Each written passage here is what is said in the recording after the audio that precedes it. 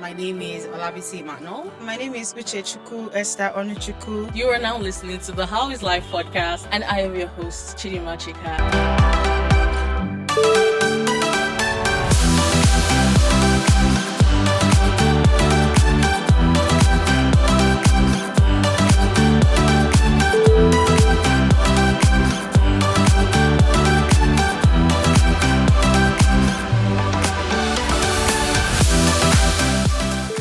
Happy International Women's Day! This is a day that the entire world is taking to celebrate women and the entire wonder that they bring to the world. And on the How is Life podcast, we decided to switch things up a bit and take the podcast outside. So we are outdoors, and I am here with two very beautiful ladies. And in this conversation, we're going to be getting different perspectives from myself, Olabisi, and Uche. It's going to be a bit dynamic and different from what we typically deliver at the podcast. So get ready, get set, and let's get into it. I am a menstrual health strategist, preventive cycle care educator. So let's say everything around the menstruation, women's health, reproductive health. I also love everything education for the girl child, women living their best life, right? I'm always an advocate for that. I'm a lawyer in equity. I'm an aspiring writer, and I'm a YouTuber. I think it's best that I start with, I am the host of the podcast, the How is Life podcast, and I am a people and operations consultant as well as a project manager. I love everything within the intersection of people, events, curation, strategies. I love to sit and map out strategies. So I typically find myself in spaces where I'm either developing and managing people, projects. Fun fact, I love people, but at the same time, my social battery runs down very fast. It runs down very fast, but I typically love people. Everything that I do, all of my work expressions come from a place of love for people. So yes, that's about me. The woman I am becoming, when I think about her, sometimes I just want her to speak to me, to tell me what the way forward is, because I can see her sitting, moving through various aircrafts, various sea crafts, from one meeting to the other, and then still having time for family, friends. When I think about her, a particular kind of hope she gives me is the hope that this is not where it ends. It does not end here. So when I think about her, I am persuaded that there is so much that God wants to do with and through me that I can't just give up. So yes, those are the thoughts I have when I think about her. Because I know it only gets better. That's one thing I live by. It never gets worse. Even if today may be worse than yesterday, next tomorrow will be better. Or the day after next tomorrow. It gives me hope to know that this is not too long. There are several times this year that I just started, I have burst into tears that this cannot be my life. So it gives me hope to know that it gets better. The woman I am becoming, this version of me just has to work for her. It gives me hope to know it gets better. It gets better. That's just it. Softness. The one I'm becoming will be so, generations to come will be proud of her. Even me, outside of myself, I'll be looking at that woman and I'll be proud. I'll be joyous. There'll be so much joy in my heart because all the cultural systems, expectations that is surrounding her would not hold water. She will just be in her own space and people will love it. At the beginning of the year, during the crossover service, as I was going, I rode with a few friends to crossover service, and I was saying that see this 2026, I want to enter an era of softness. I want to be soft.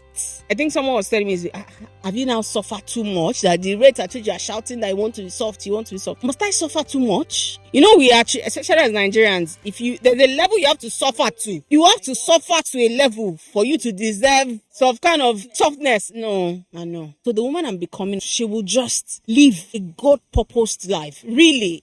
I've been 10, 15 years. See that brought a smile to my face because it will be so good. I am so excited for my future. I have always been someone who the future has always excited me. I've never been one who growing old has ever made me panic. I'm not scared of growing old. I look forward to being older. Just from where I'm at, where I have so many dreams, it means those dreams actually being fulfilled. So it means me being a lawyer. By that time, I would like to believe that I would have at least published a book.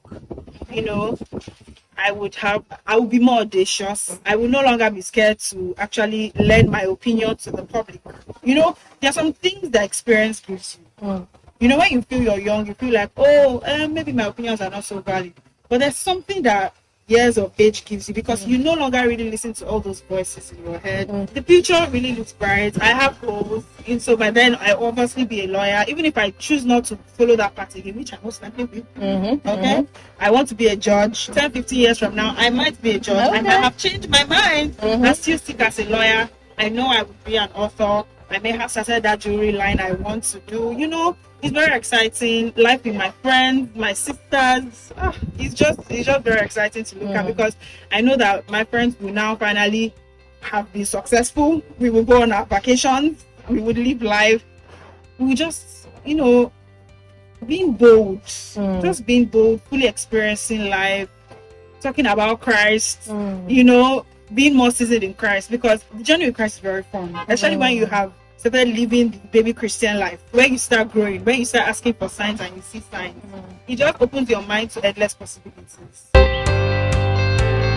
I would come from the viewpoint of leadership. Society wants us to strive as much as possible. They're trying to lean into exposing women to more knowledge and, more access to more rooms.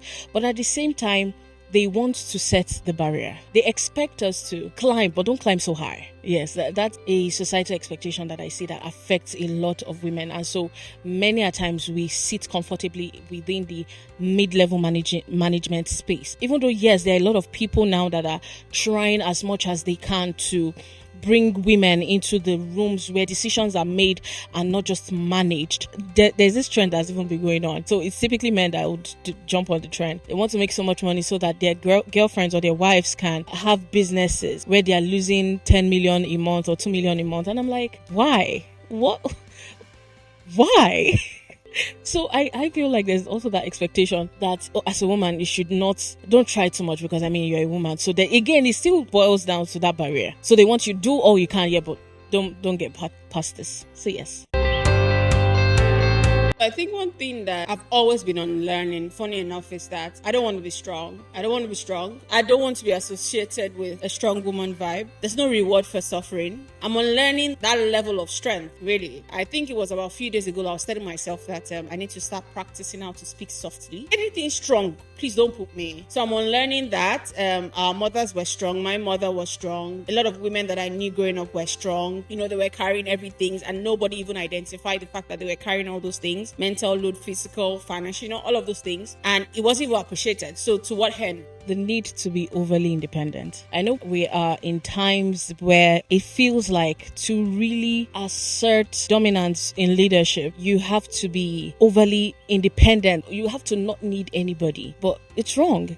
At different levels of exposure, at different levels of leadership, at different levels of life, you need people. And there is nothing wrong in leaning into your femininity. There is absolutely nothing wrong. And so as much as we are going to be independent because we want to, we should not be independent because we feel like we're going to be trampled upon if we do not put up a front of not needing anybody. This is like a no-brainer for me. I'm most definitely in my waiting season. This season, it's not for the weak. I finished law school in December, so waiting for results, waiting for a job, waiting for NYSC, waiting for what next. It's just a constant season of patience, learning what to do with the season you're in when you have nothing to do. When you're always go. For someone like me who has been a student pretty much 8 years of my life, when you're finally telling me to just wait and wait for what's coming next, it's a season of waiting, learning, learning what to do in your waiting, like waiting purposefully, basically. So you don't just wait and be depressed, because there's that part. Let's not get into that, because there's the part of, oh my Lord, my life is somehow, what am I doing myself? I'm so sad, I'm so bitter. But there's still a part of it that you have to make do with what you have, because one asset that we don't realize is time. And this waiting season gives you a lot of time. So it's learning to use that time well and wait well. So yes, that's the season of life I'm in right now. I would say that I'm in a building season. When I say building, I mean that I'm currently putting myself in spaces where I'm part of something big beyond me. So I'm learning. I'll say that I've been in fashion for over 15 years, but I recently moved into menstrual care or menstrual health. And that's building for me. That's like an entirely new space. If we were having this conversation about 2 years ago or 3 years ago, I would not have mentioned anything menstruation, but I had to. It's a conversation that we don't talk about, and it's the fundamental of who we are as women. So I'll say I'm in the phase of building, knowing things that naturally intrigue me and lending my voice to those things. I am in a season where I can say I don't really understand what's going on. Yeah, that maybe that's what I'll title this season. I don't really understand what's going on, but I am trusting God for the best. A season of forging. I'm in a forging season. I'm at a point where I know God would need me to be thrusted into something more, but there has to be a forging, a kind that will put you through the fire, knowing your melting points, but not letting you get or exceed that melting point, but you will be forged well enough to remove every impurity and everything that does not look like God until He can see Himself in you and then thrust you into His agenda. That is where I am right now. Okay, so I would say thank you to Bukola Fabi. I'm not sure she even knows this. If I've told her, maybe I've told her once, and probably she wouldn't have taken it as important as it is, but she helped me to choose the kind of man that I have today. I learned some very non-conventional things from her. It helped me to pick the kind of man that I have today, and I'm grateful to that. I would mention my godmother, Tolu Edunjobi. Her lifestyle, the way she works, her dedication to her work, the way she lives her life, I just loved it. All that I see from afar, I knew I wanted what she had. Not marriage, not, but the life that she had, she could make her choices. I'm very big on that. Women being able to make choices. All that she wanted, she had. I desired it from a very young age, looking at her life. And luckily, she was my godmother, so I was always around her. So big ups to her. Thank you. Iyabo Salako, that's my mother. When you have something that you know that because I've seen this, there's this that I want. There's this powerful thing that she carries that have made me to see that there's another way that I can be. And she embodied that with so much grace. Another person that I need to mention is Rebecca. Hey, Rebecca Bebo. This woman gives me wings to fly. And if I tell you that she's my mother-in-law, she gives me super wings to fly. If you call me tomorrow and say there's an opportunity in Germany, you need to be there tomorrow morning and you'll be gone for 7 months, 1 year, and I need somebody, I just need to get her on the phone and be like, I need you now. She'll show up in the next 30 minutes and she's got it covered. There was a time that I had an opportunity and I had to go to Abuja, and my dad was asking me, have you gotten permission from your husband? And I'm like, oh, I need permission from my husband to walk my own journey, to thrive. Aside the fact that my husband is even the one that will say, jump on, I had someone that I know that will be at home to take care of my kids, to take care of the house runs. If I need something in that Abuja and I say I need someone to bring something for me in that Abuja, is she still the one I'm going to call? I'll not exactly say changed the pathway, but I would say illuminated it. So several women looked at me, invested in me, and said, yes, I want to pour in you, right? And I also want to pay it forward, right? I want to do more things to invest in others as well, so that their parts too can be illuminated. And it's just a cycle of bringing people into the light of purpose, into the light of calling, into the light of who God has designed them to be. Amazing. I know, my female friendship is unlocked. That's like the best part of my life. I'm even privileged to have a lot of sisters because we are 5 girls and a boy. So women boku for my life. I remember there was a time where I used to really pray to God. Just a little backstory. I used to be a tomboy. When I was in secondary school, I was a tomboy. When I entered university, I went to Unilag, I did diploma. I was also a tomboy. I used to have a number of male friends. I mean, being a tomboy more often than not already means you have more male friends. And as I began to live the tomboy life, no shade to tomboy, me I still like it, just in case anybody is tomboy watching this. But as I began to become a bit more feminine, because I still have tomboyish vibe a bit, I decided to yearn for more, because there's just something women do that a man could never. And no matter how close you are to a guy, it's never the same thing as a female friendship. I've had this conversation with a friend. She was saying, there's everything I could tell my male friend. I said, you could never. You can tell him about your relationship. There's still a part that a man cannot relate to. Even if, okay, you say, yes, you're so close, you're very close, you can tell him everything. He can't give you the kind of emotional depth that a woman can give you. And I really like people. I've never been a people pleaser, but I like people. I do see a lot of potential in people. That's why people believe I'm gullible, but I like to believe that people are really worth it. And so I went to God in prayer. prayer because I could not do it on my own. When I entered university, I had a friend group. We were a friendship of 3. When it was time to go to our courses, I was the only one in law. So I was alone. I had a friend that I was close to, but it didn't work out. And I just had to go to God in prayer. I said, God, I deeply desire female friends. I want to have a friend. I want to have somebody I can fall. Like, I want to be able to rest in women. I want to know that if I'm down, there's somebody that could hold me up. And the first person God opened my eyes to was my elder sister. You know, sometimes we look for things outside, we forget that we have them inside of us. Like, is within your space. And that was the first person that I actually started developing a friendship with before it now became like my best girl, you know, Anu. And then I have other friends too. Even the person who introduced me to this podcast, like now I have like a number of friends, but it started with prayer. And then doing the work, I do the work. I don't think there's anybody that will ever call me a bad friend. I'm very intentional. I know that friendships cannot be, there are some friendships that cannot be every day, speak 247. It's not realistic. I'm not even a great social media person. So I'm the person who, if you have physically, yes, we'll talk, we'll vibe. But I do have friends that I check up on them. Yes, I know that it cannot be every day. I'm not even that good with coming online or with speaking to people, but I take out my time at least once a month to message them so that come what may. Even though, yes, I know that we are not speaking every day because circumstances do not permit. If I fall, if I am sad, if I am depressed, if I'm looking for a job, if I need money, I have one person or the other I can call to. If it's not my sister, it's my boyfriend. I am somebody who can fear. God is helping me in that aspect, but I'm somebody who has a lot of fear. I have a friend I can call in the middle of the night. I'm so scared. Pray for me. I cannot sleep. It did not come by chance. It came through prayer. It came through putting in the work. I would always honor female friendship because I genuinely believe that friends are the people who you have forever. When you end up breaking up with the man, who are you going to end up with? It's still that friend. Like, women are with you through every season. Before you meet your husband, before you meet your partner, you're with a woman. After you've met your partner, you're still with a woman. If you decide to have children and you're going through childbirth, who can deeply relate to your experience is a woman who can share your pain and really understand how it feels. It's still a woman. So female friendships are everything. My female friendships are great.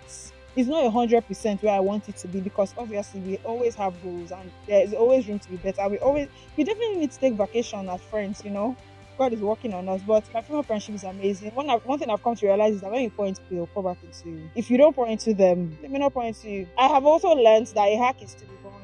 Even though I'm not the most vulnerable person, but just give a bit of yourself, just a little bit, and you realize that people would give you themselves, man. Then it's back and forth because when you feel safe, you begin to express yourself a whole lot, man. It just makes for a very well-rounded life. I have a community of women in my ecosystem that helps me make my life better, and that's powerful. That's what a lot of women lack. We want to do so many things by ourselves. You can't. It's just the way there's something trending that we say, me too, I have a wife. You know that feeling of a man has a wife and he can fly. If a woman too has a wife, she would fly. So that ecosystem of women is so important. Like we should not take it for granted as women. Please, all those things you're carrying, drop them. Let someone else do them for you so that you can really try. I didn't understand keeping relationship at an earlier age because I kept to myself a lot growing up. But now I understand the power of community, the power of people. And if you ask me now that how many friends do I have, I'll tell you that I have one friend, but I have a lot of people in my network. But when it comes to the core of friendship, I'm suffering, right? And that's just the truth thing. When I meet people for the first time, I'm beautiful. I have that energy, but I don't know how to maintain friendship. And that's just a place that I lack. And I'm trying to get out of. But I want more friends. It's different from me just having a community or a network of people. I want people that I can call,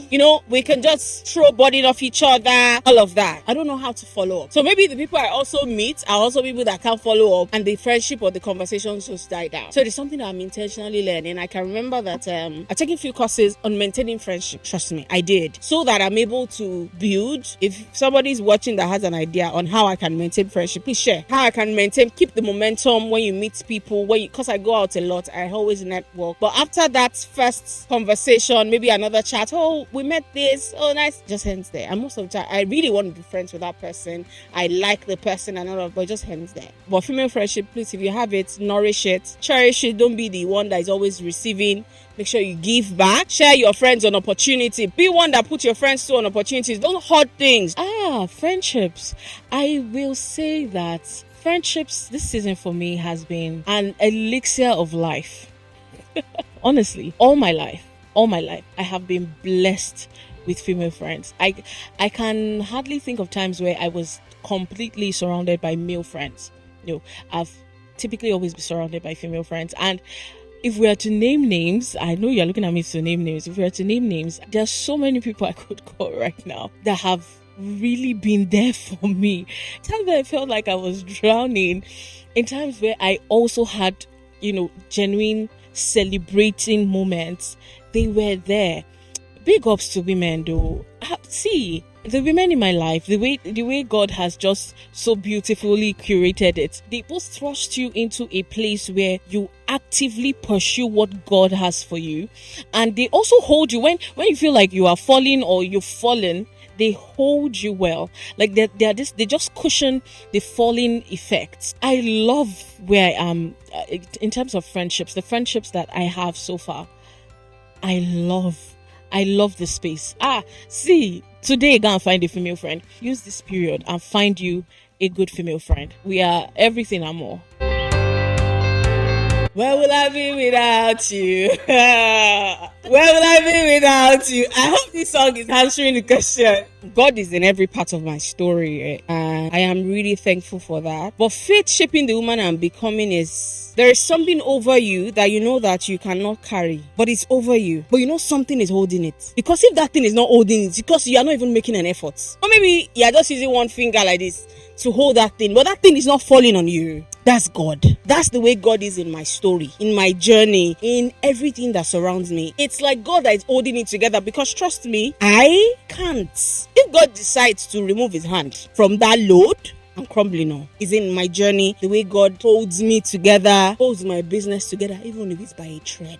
I was emotional on my way to the meeting I was earlier on this morning. I was driving and I was crying. I think it was a song was playing, and I was just saying, God, thank you for carrying me. Because by myself, like I used to say jokingly to my team, I'll run away. It's like joke that, guys, if you people stress me, I'll run away. Because really, I will run away. We can be on the very surface level and we're not really talking about the numbers that the business actually makes. I was trusting God for a miracle in my fashion business. I had the setup, I had the infrastructure, I had the team, I had the everything. But what I had could do more. But we were not getting the resource or the people that would help us to get that level of revenue. So I was really trusting God that, Father, these resources that I have, and the resources here, I mean my machineries, my team, my space, I had a good production setup. What else can this setup do that's going to give me revenue? In that phase of praying and trusting God for something else that my machineries could do that will give me revenue. And in another phase in my life, based off a personal pain, menstruation was there. And I never knew that I would be able to use that same infrastructure to build a menstrual product brand. So it was God orchestrated, because I would never have thought of fashion machines will make menstrual products. But I was trusting God. Do you know that in my head, what I was thinking was, okay, maybe we'll do private labeling, begin to produce for people. But God had an entire different plan, and that was how menstrual products came in. So my journey is God. If my faith, let me tell you something. The number one factor that has played a major role in who I am and who I am going to become is God, the Trinity, the El Roy, El Gibor, Jehovah Jireh. It's my faith, my dear. Everything, every iota of becoming, everything that I have had to do in the process of becoming and to whom I have become today has been as a result of my faith in God. Has been every single thing. My love for people did not come because, I just decided to one day love upon people, but it's through the eyes of the one who created them. That is how I love them. Right? So everything, every single thing, it has shaped everything, from the way I think about my life, to the way I think about the life of others, to the way I think about how change ought to, be in our communities at large. Everything. The faith is the one that is shaping it. Faith has shaped it so much. Nothing else. Nothing else. Nothing else. I think more than anything, Christianity has given me audacity, because it just keeps me grounded. It's good to know that come what may, I'll always have God. I think it's a very comforting thing, because being a career woman is not easy. And I'm always going to need something to hold me back, something to ground me. Being a Christian gives me hope that I have something to hold on to, because it's very easy to get lost. It's not going to be easy. It's not going to be linear. But just because I'm a Christian, I know that there's just a way I have to go. So no matter the path, no matter the career, it's always good to know that there is a superior authority that is always going to guide your thought process. Come what may. That was my life. In this season, Abby, I'm afraid. But on the outside, it looks so beautiful. But I am so afraid. Like, I'm in a very overwhelming phase that it's only God that can just take me out of it. And a miracle. And I'm really trusting God for a miracle. And I just have to continue to hold on to my faith in God, that God is just going to show up for me. Did I say my life is good? I want to say my life is good. Coming from where I've been this year, my life is good. It's not how I saw it. It's not. It's not. This is not. I'm a planner. I have planned my life. This is not how I saw it. So it has been a struggle accepting where I'm at. But life is not bad. Life is looking up. Right now, I have accepted my journey. I have accepted where I'm at. And I am putting work for this season. So life is really not bad.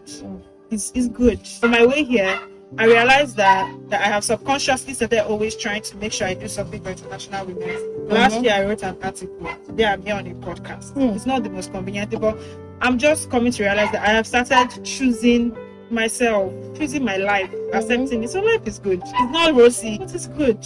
How is life for me? Life is sunny.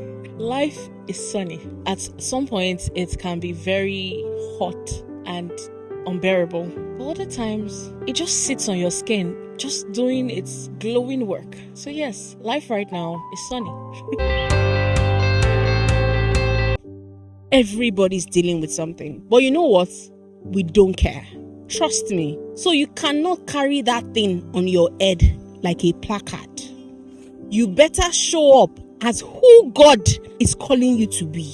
Don't show up as your problem. Don't show up like the issues of this world is on your neck. Trust me, the one on my neck right now. But show up. You know that thing of living your miracle or showing up like your miracle? Show up like who you want to be. Show up who you're going to be when that thing gets solved. Because funny enough, trust me, you look back and you don't even know how that solution came about. But if you lived in that mystery, you've lost a lot. Thank you guys for having me. Bye.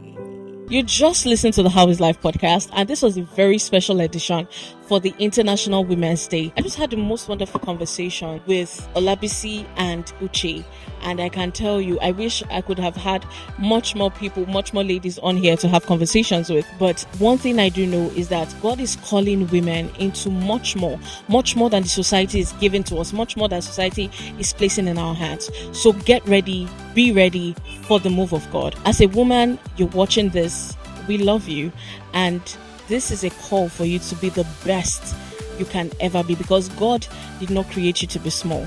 And as we have here, as we are going to be pasting all over our social media, God's agenda has no gender. And I give all the credits to DDK, Pastor Debola Dejikurumi. I got this from her. God's agenda has no gender. So be the best that you can be this year. Be the best you can be all through your life, for yourself and for your society, your community at large. All right? I'll see you in the next episode.